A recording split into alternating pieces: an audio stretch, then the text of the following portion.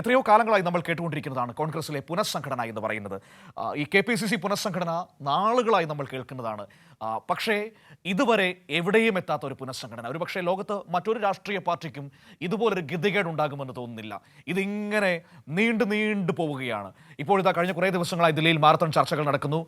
ഇപ്പോൾ ശരിയാക്കി തരാമെന്ന് പറഞ്ഞുകൊണ്ടാണ് നേതാക്കന്മാരെല്ലാം ദില്ലിയിലേക്ക് പോയത്. പക്ഷേ അന്തവുമില്ല കുന്തവുമില്ലാത്ത അവസ്ഥയിൽ ഇപ്പോൾ നിൽക്കുന്നു എന്നാണ് അറിയാൻ കഴിയുന്നത്. ഏതായാലും ഈ DCC അധ്യക്ഷന്മാരെ മാറ്റുന്നതിൽ ചൊല്ലിയാണ് വലിയ തർക്കം നിൽക്കുന്നത്. പുനഃസംഘടന ഇനിയും നീളുമെന്നാണ് കേൾക്കുന്നത്. DCCകൾ പിടിക്കാൻ VD സതീശനും KC വേണുഗോപാലും ഇങ്ങനെ അവരുടെ ആളുകളെ നോമിനേറ്റ് ചെയ്തുകൊണ്ട് ഇങ്ങനെ രംഗത്തിറങ്ങുന്നതാണ് ഇപ്പോൾ വലിയ തർക്കങ്ങൾക്ക് കാരണമായിരിക്കുന്നത്. സിബി ഉണ്ട് വാർത്തയുടെ വിവരങ്ങൾ നൽകാനായി നമ്മളോടൊപ്പം ദില്ലിയിൽ നിന്നാണ് ചേരുന്നത്. നോക്കാം എന്തൊക്കെയാണ് കോൺഗ്രസിൽ സംഭവിച്ചുകൊണ്ടിരിക്കുന്നതെന്ന്. സിബി, ഈ കോൺഗ്രസ് പുനഃസംഘടന ഉടനെങ്ങാനും നടക്കുമോ? എത്രയോ കാലമായി ഇത് കേട്ടുകൊണ്ടിരിക്കുന്നു. കേട്ടു മടുത്തു. അവർക്ക് മടുപ്പില്ല എങ്കിലും കേൾക്കുന്ന നാട്ടുകാർക്കും പറയുന്ന നമ്മൾക്കും മടുപ്പുണ്ടാകുമല്ലോ. ഇത് ഉടനെങ്ങാനും നടക്കാനുള്ള വല്ല സാധ്യതയുമുണ്ടോ?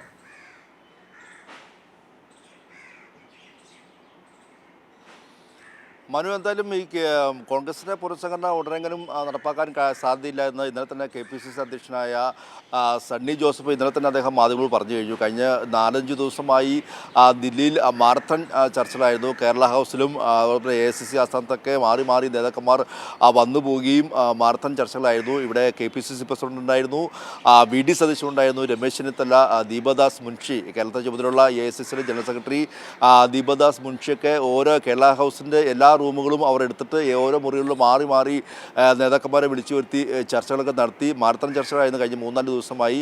ഇതുവരെയും തീരുമാനമായിട്ടില്ല എന്ന് തന്നെയാണ് ഇന്നലെ ഇപ്പോൾ KPCC അധ്യക്ഷൻ ഇന്നലെ രാത്രിയോടെ പറഞ്ഞത്. എന്തായാലും നേതാക്കന്മാരൊക്കെ ഇന്നലെ രാത്രിയും ഇന്നുമൊക്കെ ആയിട്ട് ഇനിയിപ്പോൾ കേരളത്തിലേക്ക് മടങ്ങിയാണ്. ചർച്ചകൾ ഇവിടെ പൂർത്തീകരിച്ചു എന്നുള്ളതാണ് ഇപ്പോൾ പറയുന്നത്. പക്ഷേ എങ്കിലും സമവായമായിട്ടില്ല എന്ന് KPCC അധ്യക്ഷൻ തന്നെ പറയുന്നു. MP മാരെ കേൾക്കാതെ ഓരോ DCC അധ്യക്ഷന്മാരെ തീരുമാനിക്കുന്ന വലിയ പ്രതിഷേധത്തിന് നേരത്തെ ഇടയാക്കിയിരുന്നു. അതുകൊണ്ടാണ് ഈ തവണ എല്ലാ MP മാരെയും കേൾക്കാമെന്നൊരു തീരുമാനത്തിലേക്ക് എത്തുകയും ഇപ്പോൾ ഈ പാർലമെൻറ്റ് നടക്കുന്നതുകൊണ്ട് തന്നെ എല്ലാവരെയും ഇവിടെ വെച്ച് കാണാൻ വേണ്ടി ദില്ലിയിലേക്ക് എത്തിയത്. പക്ഷേ ഇപ്പോൾ MP മാരെ കേട്ടത് വലിയ പ്രശ്നമായി എന്ന് വേണം പറയാൻ. ആ രീതിക്ക് കാര്യങ്ങൾ എങ്ങും എത്താതെ നിൽക്കുന്നൊരു പശ്ചാത്തലമുണ്ട്. തൃശ്ശൂർ ഒഴികെ മറ്റുള്ള എല്ലാ DCC അധ്യക്ഷന്മാരെയും മാറ്റണമെന്ന തീരുമാനമായിട്ടാണ് മുന്നോട്ട് വന്നെങ്കിലും ഇപ്പോൾ അത് 9ആയി ചുരുങ്ങിയിട്ടുണ്ട്. മാത്രമല്ല പ്രത്യേകിച്ച് തിരുവനന്തപുരം, കൊല്ലം കൂടാതെ പത്തനംതിട്ട, പാലക്കാട്, കാസർഗോഡ് അടക്കമുള്ള DCC അധ്യക്ഷന്മാരെ മാറ്റുന്ന കാര്യത്തിൽ വലിയ തർക്കം ഇപ്പോൾ നിലനിൽക്കുകയാണ്. അതുകൊണ്ട് എങ്ങും എത്താതെ ഈ ഒരു ചർച്ചകൾ, മാരത്തൺ ചർച്ചകൾ നീണ്ടു പോവുകയാണ്. ഇനിയിപ്പോൾ ബാക്കി ചർച്ചകൾ കേരളത്തിലാകാം എന്നുള്ള ഒരു നിലപാടാണ് KPCC അധ്യക്ഷൻ ഇന്നലെ സ്വീകരിച്ചത്. രമേശ് ചെന്നിത്തലയും VD സതീശനൊക്കെ 2 ദിവസം മുമ്പ് പോകേണ്ടതായിരുന്നു. പിന്നീട് ഫ്ലൈറ്റ് ക്യാൻസൽ ചെയ്തിട്ടാണ് വീണ്ടും ഇവിടെ നിന്നത്. ഇപ്പോഴും ആ ചർച്ചകൾ തുറന്നിട്ടും ഇപ്പോഴും തീരുമാനമായിട്ടില്ല എന്നുള്ളത് ഏറ്റവും പ്രധാനപ്പെട്ട കാര്യം തന്നെയാണ്. ഈ ഒരു ജംബോ കമ്മിറ്റി ആയിരിക്കും വരാൻ പോകുക എന്ന കാര്യത്തിൽ സംശയമില്ല. കാരണം ഇനിയിപ്പോൾ ലോക്കൽ ബോഡി ഇലക്ഷൻ വരാൻ പോകുന്നു, നിയമസഭാ തെരഞ്ഞെടുപ്പ് വരാൻ പോകുന്നു. സ്വാഭാവികമായും എല്ലാവരെയും ഒരുമിച്ച് കൊണ്ടുപോകേണ്ട ഒരു സാഹചര്യം കോൺഗ്രസിലുണ്ട്. അതിനുവേണ്ടി ഒരു ജംബോ കമ്മിറ്റി തന്നെ സൃഷ്ടിക്കുക എന്നുള്ളതാണ് ഏറ്റവും പ്രധാനപ്പെട്ട കാര്യം. KPCC ജനറൽ സെക്രട്ടറിമാരെയും കൂടാതെ മറ്റുള്ള ഭാരവാഹികളുടെയൊക്കെ എണ്ണം കൂടും. നേരത്തെ നമുക്കറിയാം സുധാകരൻ ഇതൊരു സെമി കേഡർ പാർട്ടിയാക്കി മാറ്റുമെന്ന് പറഞ്ഞുകൊണ്ടായിരുന്നു കോൺഗ്രസിൻ്റെ തലപ്പത്തേക്ക് വന്നത്. പക്ഷേ ഒന്നും ആകാതെ, ഒരു കേഡറുമാകാതെ, ഒരു സെമി കേഡറുമാകാതെ ഇത് സുധാകരൻ തോറ്റു പിന്മാറുന്ന ഒരു സാഹചര്യം കണ്ടു. ഇനിയിപ്പോൾ അത് സെമി കേഡർ മാറ്റി ഇപ്പോൾ വീണ്ടും ജംബോ കമ്മിറ്റിയിലേക്ക് വരേണ്ട സാഹചര്യമാണ്. അത്രത്തോളം ഭാരവാഹികളെ കൂടി നിർത്തിക്കൊണ്ട് എല്ലാവർക്കും ഈ DCC അധ്യക്ഷ സ്ഥാനത്ത് മാറുന്നവരെയും KPCC സ്ഥാനത്തേക്ക് നിയോഗിച്ചുകൊണ്ട് അല്ലെങ്കിൽ ആ രീതിക്ക് ഒരു ജംബോ കമ്മിറ്റി വരിക എന്നുള്ള തീരുമാനത്തിലേക്ക് എത്തി എന്നുള്ളതാണ് നമുക്ക് ലഭിക്കുന്ന വിവരം. എന്തായാലും തീരുമാനമൊന്നും ആയിട്ടില്ല. ഇപ്പോഴും കൂടിക്കാഴ്ചകളെല്ലാം തുടർന്നുകൊണ്ടിരിക്കുകയാണ്. കേരള ഹൗസിൻ്റെ വിവിധ റൂമുകളിൽ, മുറികളിൽ നേതാക്കന്മാർ, MP മാരെല്ലാം നിലയും കൂടി ഇത്തരത്തിൽ മീറ്റിങ്ങുകളൊക്കെ നടത്തിയെങ്കിലും തീരുമാനമായിട്ടില്ല. അതിൽ കൊടിക്കുന്നിൽ സുരേഷ് ആണെങ്കിലും അതോടൊപ്പം തന്നെ കൊടിക്കുന്നിൽ സുരേഷ് കഴിഞ്ഞ ദിവസം വ്യക്തമാക്കിയത് ഈ പട്ടികജാതി പട്ടിക വിഭാഗത്തിനൊക്കെ കൃത്യമായ പരിഗണന നൽകണം. നേരത്തെ പരിഗണന നൽകിയിരുന്നില്ല, ഇനി മുന്തിയ പരിഗണന വേണമെന്ന ആവശ്യം കൊടിക്കുന്നിൽ സുരേഷ് മുന്നോട്ട് വയ്ക്കുന്നു.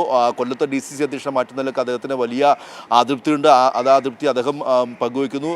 ഇവിടെ KC വേണുഗോപാലും VD സതീശനും തങ്ങളുടെ അനുയായികളെയും തങ്ങളുടെ പക്ഷത്തെയും കൂടുതൽ ഭാരവാഹികളായി കൊണ്ടുവന്നുകൊണ്ട് പൂർണ്ണമായും DCCകൾ പിടിച്ചെടുക്കാനുള്ള നീക്കം അവിടെ വി.ഡി. സതീശനും കെ.സി. വേണുഗോപാൽ നടത്തുന്നു. ഇതൊക്കെ തന്നെയാണ് ഇവിടെ വലിയ വെല്ലുവിളിയായി മാറുന്നത്. എന്തായാലും ബെന്നി ബെഹനാൻ അടക്കമുള്ള നേതാക്കൾ കഴിഞ്ഞ ദിവസം എത്തിയിരുന്നു.